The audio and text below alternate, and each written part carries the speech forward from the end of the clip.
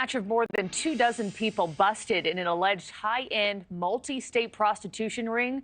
They're due in a Massachusetts court this morning. Prosecutors say the suspected clients include elected officials, military officers, high-ranking executives, you name it. Their names have not been made public at this time, but that's going to change. Stephanie Haynes joins us live to explain. So, Stephanie, what comes next here? Yeah, good morning. It could change as soon as just a few hours when some of these suspected clients are due in a Massachusetts courtroom for a probable cause hearing. And that's when we're expecting that we will learn some of the names if the judge decides that there's enough for this case to move forward. And usually in the state of Massachusetts, local media is reporting that these hearings remain secret. They're closed doors, except because of the high profile nature of this case, the judge is allowing the media and some of the public to come in and see some of these hearings.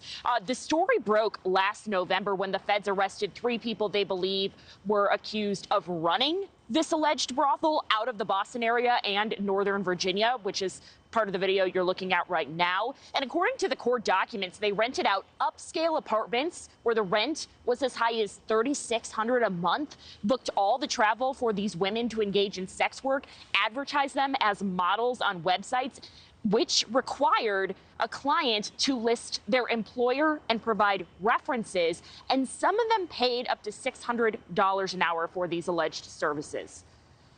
To the extent that you have politicians, that's ethical considerations. That could be removal from office. To the extent that you have just employees, they could be terminated from their jobs. There's all sorts of issues that could crop up outside of even ultimately a conviction.